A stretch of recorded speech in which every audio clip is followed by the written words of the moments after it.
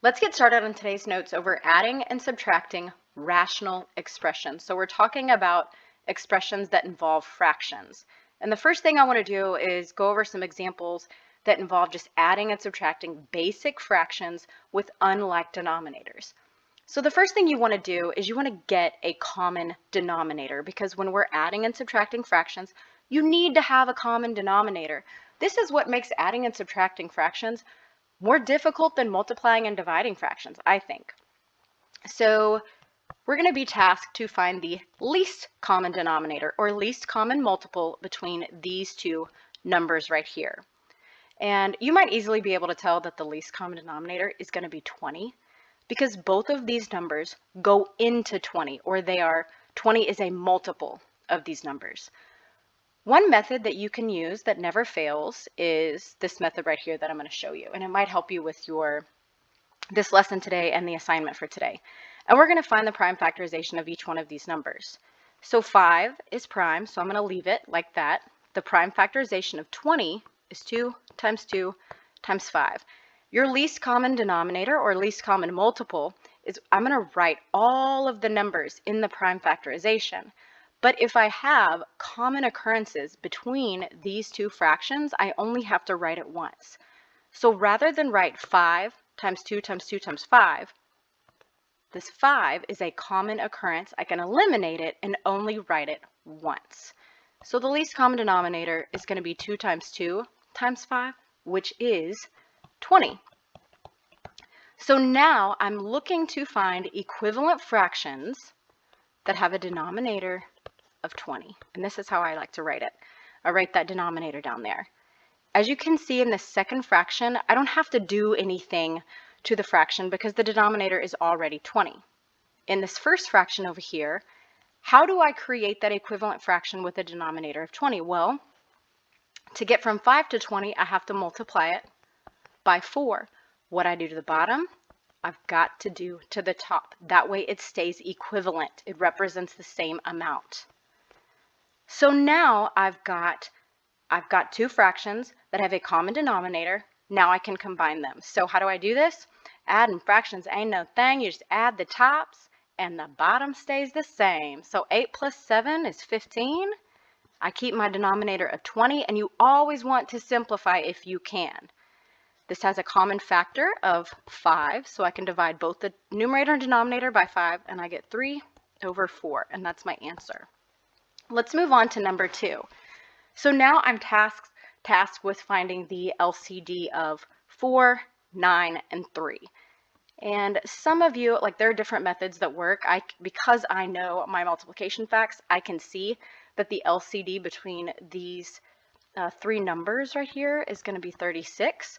But I'm going to show you the prime factorization method that never fails. So the prime factorization of 4 is 2 times 2. The prime factorization of 9 is 3 times 3. And then 3 is prime, so I'm just going to leave it like that. Now remember, rather than write a common multiple between these numbers is if I multiplied 2 times 2 times 3 times 3 times 3. But the least common multiple, I can eliminate those common occurrences and only write it once, and that would be the least common multiple, or in this case, least common denominator. So I'm going to write 2 times 2 times 3 times 3, but as you can see, here's a common occurrence, so I only need to write it once.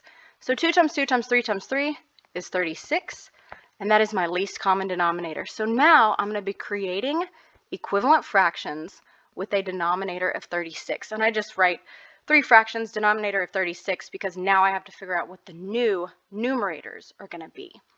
So in this first fraction, what do I do to 4 to get to 36? Well, I multiply it by 9. What I do to the bottom, I've got to do to the top.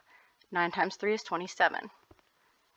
What do I do in the second fraction to get from 9 to 36? I multiply it by 4. What I do to the bottom, I've got to do to the top. 4 times 5 is 20. What do I do to 3 to get from 3 to 36? I multiply it by 12. What I do to the bottom, you got to do to the top. So 2 times 12 is 24. Now we're going to be combining these fractions. Remember, adding fractions ain't no thing. You just add the tops and the bottom stays the same. So we're combining our numerators But remember, we've got to pay attention to our integer rules because the sign in front goes with the number. So really, I've got 27 minus 20, which is 7, plus 24, which is 31. So 31 over 36, and that cannot be simplified. So now let's move on to finding the least common denominator of rational expressions. So that was our little review over adding and subtracting just basic fractions. So now let's just practice finding the LCD of these rational expressions. And that's all we're going to do in this first section. So for the first example, number 3, I've got 4x squared. In the second fraction, 2x, third fraction, 8x. So basically the LCD, the least common denominator, I'm going to use the same method that I just taught you. So I'm going to find the prime factorization of each denominator. So 4x squared is 2 times 2 times x times x. Prime factorization of 2x is just 2x. And then 8x is 2 times 2 times 2 times x. So my LCD, or a common denominator, would be if I wrote every single number and variable and multiplied those together. But the least common denominator, the smallest number or term that each of these terms go into, is I'm going to eliminate common occurrences. For example, I have a 2, a 2, and a 2. I'm going to write 2. Times, I have another common occurrence here, 2, but I have another one here that I can't leave out. So 2 times 2 times 2, times, I have a common occurrence here, so I can eliminate that one, but then this one right here, I've got to include that one. So my LCD is 2 times 2 times 2, which is 8, times x, which is x squared. So 8x squared. So let's move on to number 4. I've got 8xy squared, 5x squared y, and 4x. So I'm going to find the prime factorization of each of these denominators. So 8xy squared is 2 times 2 times 2 times x times y times y. This one right here, the middle one, is 5 times x times y. And this one right here is 2 times 2 times x. So now let's go through and let's eliminate those common occurrences. So I have a 2 here and a 2 here. I'm only going to write it once. 2 here and a 2 here. I'm only going to write it once. But I have another one right here that I can't leave out. Okay, so we can eliminate those common occurrences. We don't have to write every single factor. But I do need to eliminate the common occurrences and then write those. So let's move on to the next number, 5. No common occurrences. I have an x here, an x here, and an x here, so I can write that. I can't leave this one out though, x. And then let's move on to the y's. Y here, I only have to write it once, but then I can't leave this y out, so times y. So now I'm going to multiply all this together. 2 times 2 times 2 is 8 times 5. X times x is x squared. Y times y is y squared. So now we've got 8 times 5, which is 40, x squared, y squared.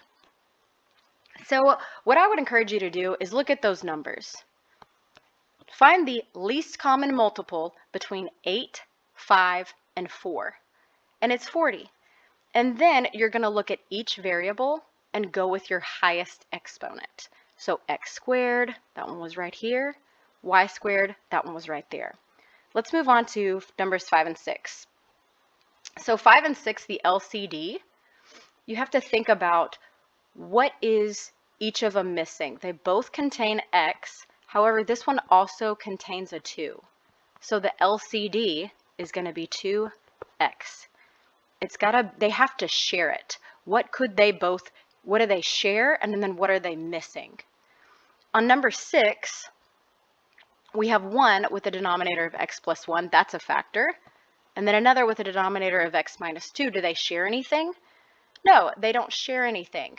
So what is each one of them missing? Well, this first one is missing an x minus 2, and the second one would be missing an x plus 1. So my LCD is x minus 2 times x plus 1. That would be the least common denominator between these two. All right, let's move on to number 7 and 8. They get a little trickier with 7 and 8. When you're finding the least common denominator, you really want to factor. So I've got basically 3 fractions right here, if you will. And in this third one, I've got a denominator that's a difference of squares. So if I factor it, how is it going to factor? X plus 5 times x minus 5. So now, if I were to write, I've got it all factored. If I were to do what I did earlier, find my common occurrences, x plus 5, there's 1, and then the other one is x minus 5. So what do they share and what do they not have? Okay, so these two share, these two share x minus 5 and these two share x plus 5.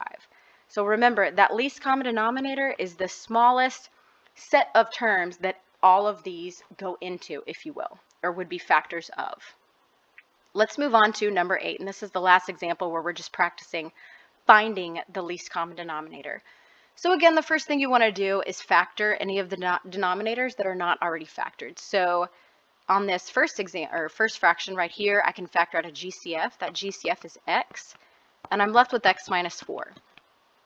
So now, what is my least common denominator? Again, if you're looking at the variables, we're going to go with the one with the highest exponent.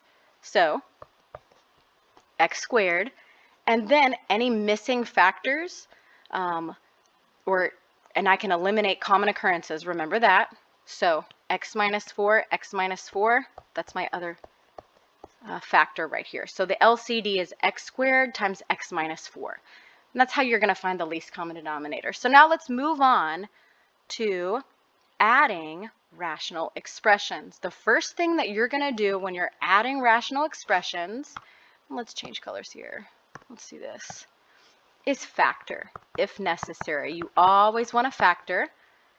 Then get a common denominator. Find the LCD and create equivalent fractions. So we're going to be using the skill that we just went over, and then we're going to be creating equivalent fractions. Then we'll add or subtract the numerators.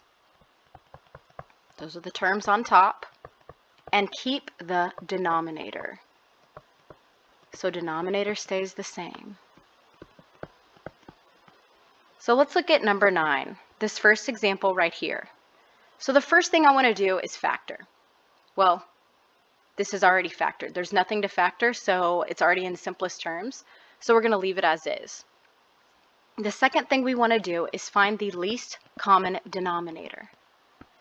So let's first look at the numbers 12 and 6. I know both of these numbers go into 12, or 12 is a multiple of each of these numbers.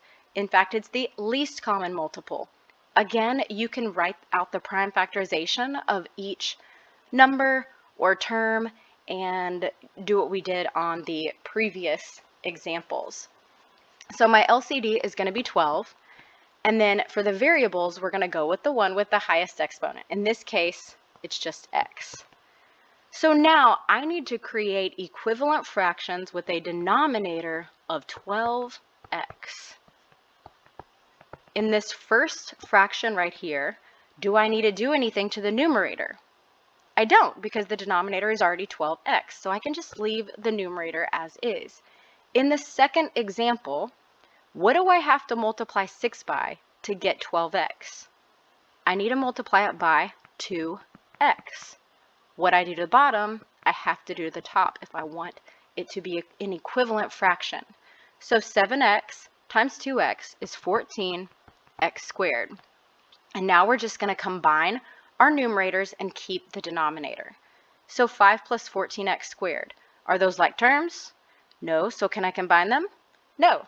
So my answer is just 14x squared plus 5 over 12x. And that's my answer.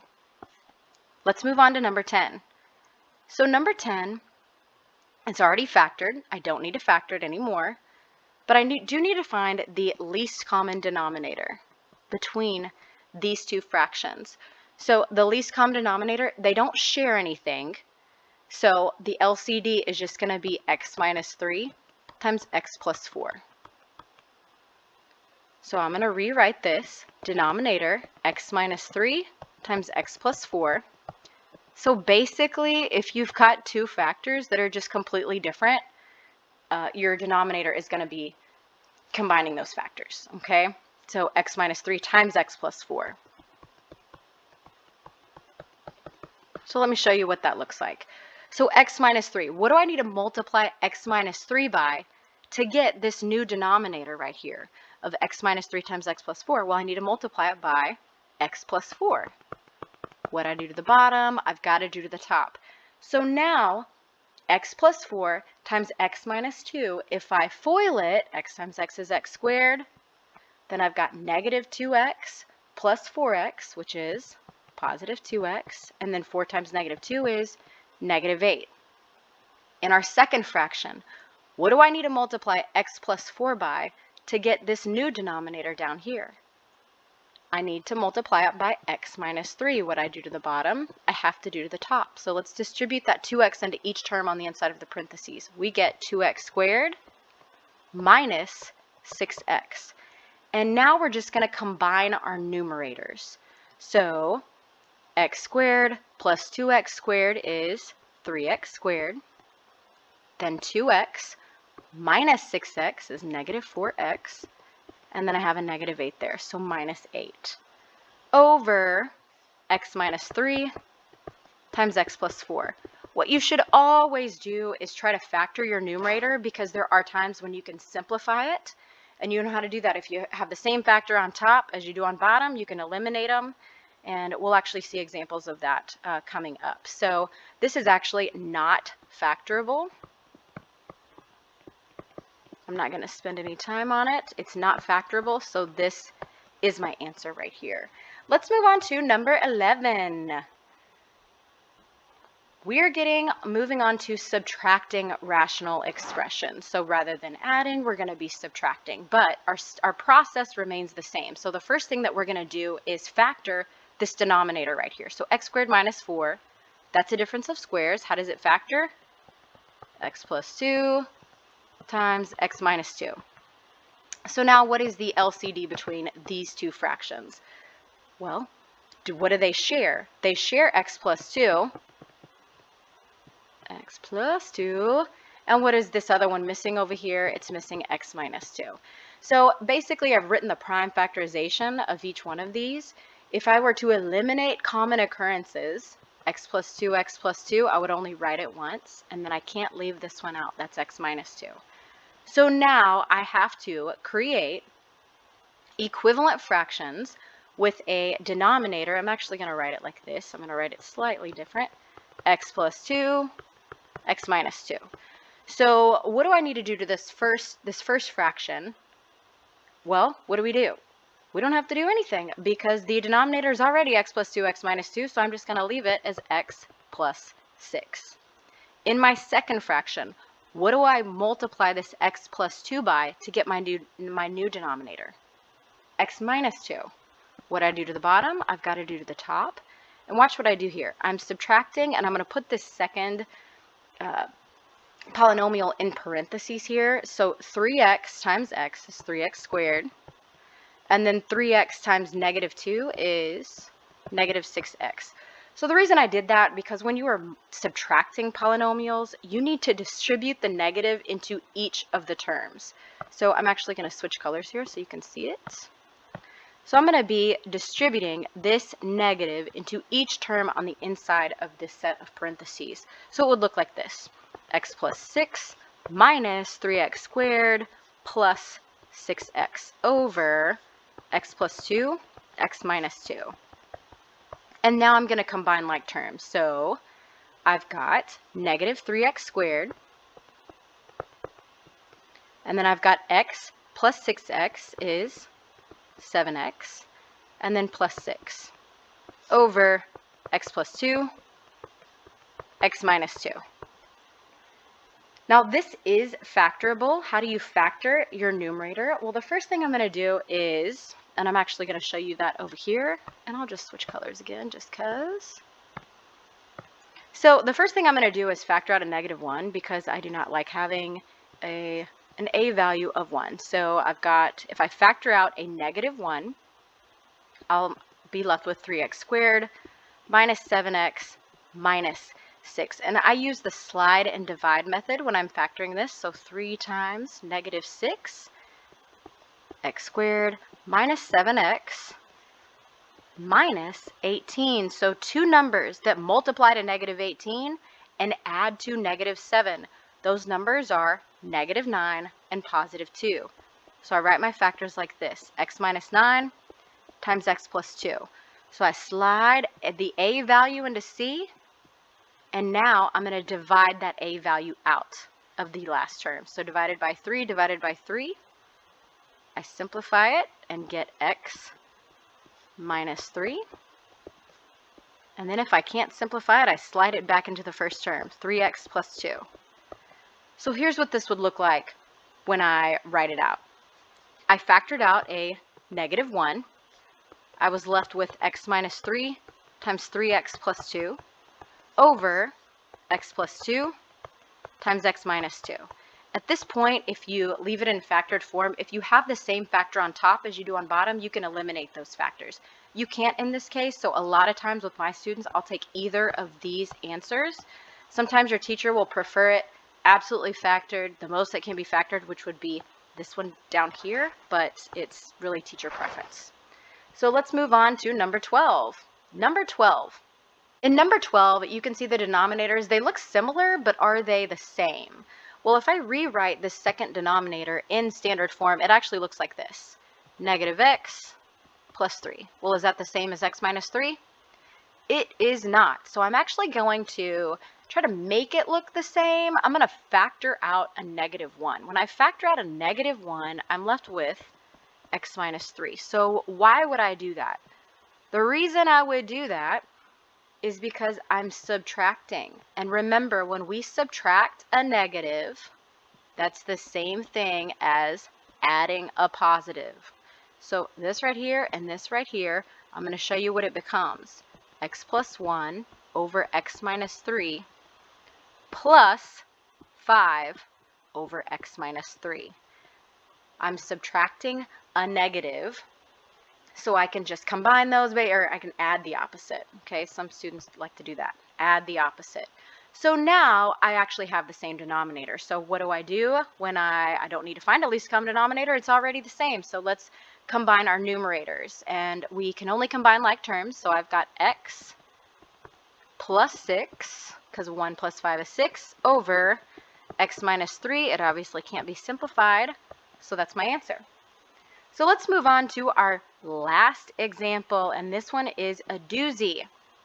So on number 13, the first thing I want to do is factor this denominator down here. So x squared plus x minus 2. How does it factor? It factors x plus 2 times x minus 1.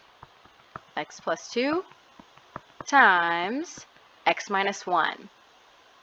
So now, normally you would try to factor that numerator as well, because it obviously contains a GCF. That GCF is 3. So you'd be left with x squared plus 2x plus 1. And if you can you can actually factor this trinomial right here, and that would be, let's see, x plus 1 times x plus 1.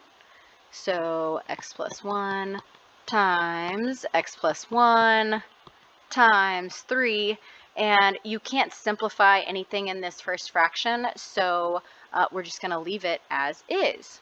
So because we can't simplify anything in this first fraction, I'm actually going to leave it like this in unfactored form, because at the end I'm just going to be combining like terms anyways.